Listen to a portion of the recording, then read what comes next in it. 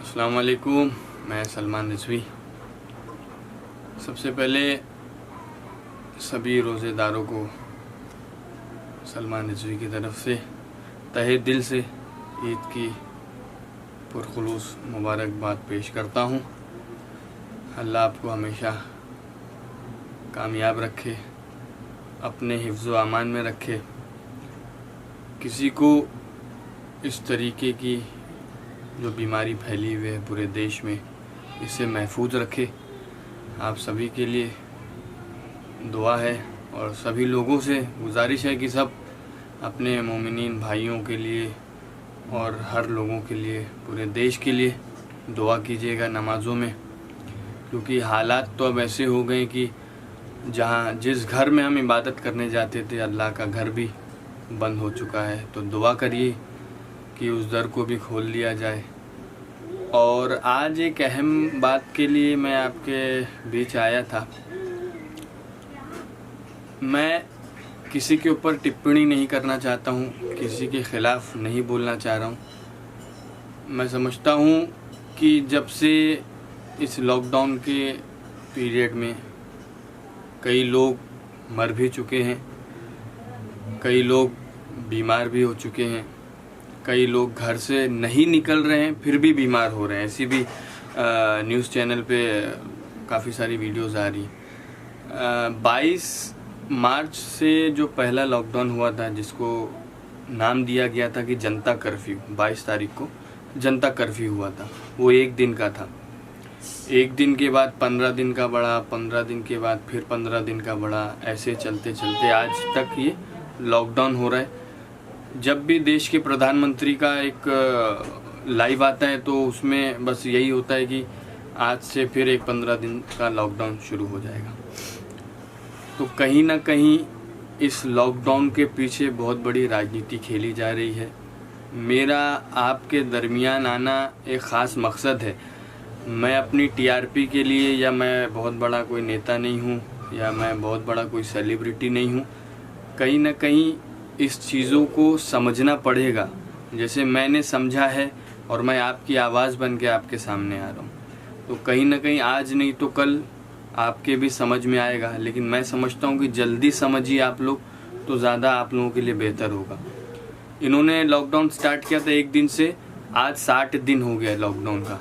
लेकिन अब हो सकता है, अल्लाह ना करे ऐसा कभी हो, या हो 30 या 31 मई को फिर हमारे देश के प्रधानमंत्री आएंगे लाइव, फिर देखते हैं कौन सा वो भाषण देते हैं। फिर कहीं ना कहीं ये लॉकडाउन और आगे बढ़ेगा, ज़्यादातर तो बढ़ेगा ही, क्योंकि संख्या जो है कोरोना पॉजिटिव की पूरे महाराष्ट्र में, इसका जो अगर रेशियो उठा के देखेंगे तो काफ़ी ज़्यादा हो गई। मैं समझता हूँ कि जब से इन्होंने लॉकडाउन किया है संख्या कम होती हुई दिखी नहीं, संख्या बढ़ती चली जा रही। तो इस लॉकडाउन का कहीं ना कहीं मिसयूज़ भी हो रहा है, क्योंकि अगर लॉकडाउन है तो तादाद रुक जानी चाहिए। जो पॉजिटिव है कोरोना वो रुकना चाहिए और कम होना चाहिए। ये तो बढ़ता चला जा रहा है। हर दिन की अगर रेशियो उठाएंगे तो जैसे मुमरा में देख लो, कभी 5 निकल रहा है न्यू केस, कभी 7 निकल रहा है न्यू केस।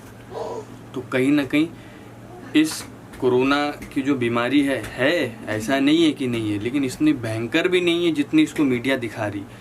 कई लोग मर गए अटैक से यही मीडिया के चक्कर में। कोई मीडिया बता रहा है ये, कोई मीडिया बता रहा है वो। अगर ये मीडिया अपना प्रॉपर काम करे ना तो हर कोई अपने अपने घरों में बिना डरे रह सकता है। ठीक है, सेफ्टी मस्ट है, आप घरों में रहिए, बाहर निकलिए ग्लव्स पहनिए, बाहर निकलिए मास्क लगाइए, लेकिन इतनी भयानक बीमारी नहीं है जितनी इस मीडिया ने महाराष्ट्र स्टेट में जितनी हाई लेवल पे इसको लेके गए हैं। कि मैं ये बोलना चाह रहा हूँ, कहीं ना कहीं इसके पीछे बहुत बड़ी राजनीति है, क्योंकि देश के प्रधानमंत्री हैं, देश पे राज कर रहे हैं, कुछ भी कर सकते हैं, कुछ भी कर सकते हैं। इन्होंने एक रात में जब नोटबंदी लगा दी, अचानक इन्होंने जीएसटी लागू कर दिया।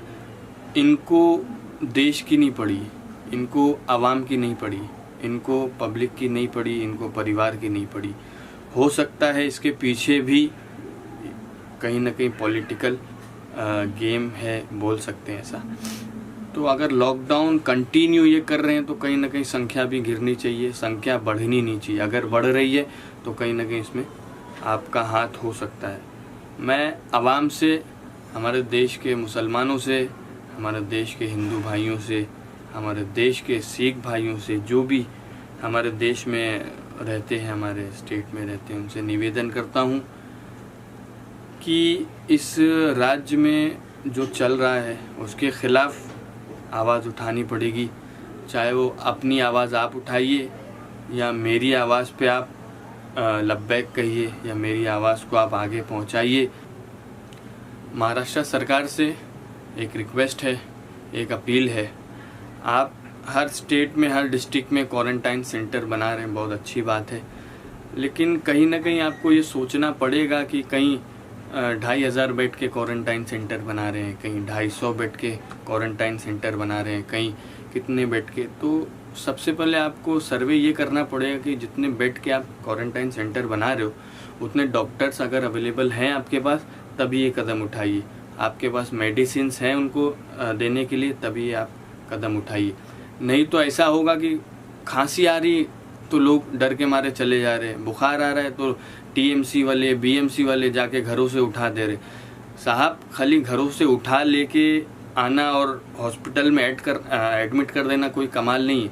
उनको घर से उठाइए, हॉस्पिटल में लाइए, प्रॉपर ट्रीटमेंट दीजिए, उनको घर तक प्रॉपर पहुंचाइए, ये कमाल होता है। खाली आप लोग उठा रहे हो, भर्ती कर रहे हो, इलाज के लिए कोई देखभाल नहीं हो रही, खाने पीने के लिए कोई देखभाल नहीं हो रही, मेडिसिन प्रॉपर मिल नहीं रहे, कई हॉस्पिटल में ऑक्सीजन नहीं है। तो इस तरीके की मैं समझता हूँ कि जो आप कदम उठाए हो इसको सोच समझ के आप लोग सोचिए। आपकी जो महाअघाड़ी सरकार है उस पर बैठ के बात करिए आप लोग। मैं समझता हूँ कि गलत होगा। आप पहले जो भी मेडिसिन हैं उसको प्रोवाइड करिए। डॉक्टर्स हैं, आजकल के जो डॉक्टर हैं वो भी घर पे बैठे हुए डर के मारे, वो भी बाहर नहीं निकल रहे। क्यों? क्योंकि इस परेशानी से हर कोई परेशान है। ये वक्त है डॉक्टर को रोड पे आने का, हॉस्पिटल में जाने का, पब्लिक की सेवा करने का। नॉर्मल दिन में तो हर कोई करता है, ये टाइम है, यही टाइम है जो इंसानियत दिखाने का आपको काम है।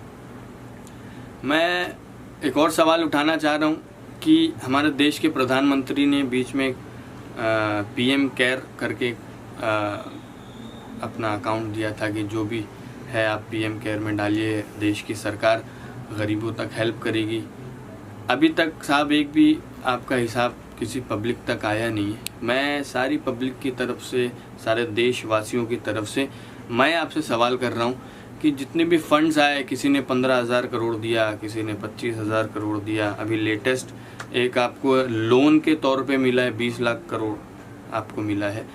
तो मैं जानना चाह रहा हूँ, जब इतना फंड आया है आपके पास तो हर स्टेट के लोग अपने अपने घरों में क्यों जाना चाह रहे हैं?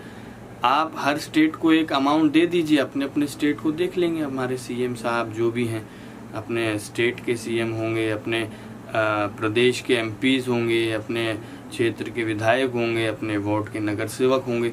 इस तरीके की चैन से ही काम होगा। आप चाहेंगे कि पूरे देश को मैं अकेले बैठ के संभालूं, नहीं होगा। जब तक 5 उंगली नहीं मिलेगी साहब, काम नहीं होगा। आप एक उंगली से आप काम नहीं कर पाएंगे। तो मैं देश के प्रधानमंत्री से निवेदन करता हूं कि इस लॉकडाउन को जल्द से जल्द सल्यूशन निकाल के ख़त्म किया जाए, क्योंकि मिडिल क्लास के जितने भी लोग थे सब, अब ये होगा कि कोरोना बाद में मारेगा, भूखमरी पहले मारेगी। जिसके पास जितना सेविंग था, जो भी NGOs थी, नॉर्मल इंसान थे, सब ने अपनी अपनी ताकत लगा दी गरीब की सेवा करने में, यतीम की सेवा करने में, मिस्कीन की सेवा करने में। अब सबके पास जितना था उन्होंने लगा दिया। अब इस पे बैठ के विचार करिए, लोगों से सजेशन लीजिए, गाइडलाइंस लीजिए और इस देश को जल्द से जल्द इस कोरोना की जो बीमारी है, भयंकर बीमारी से आज़ाद करवाइए। यही बोलने आपके दरमियान आया था। जय हिंद, जय भारत, जय महाराष्ट्र।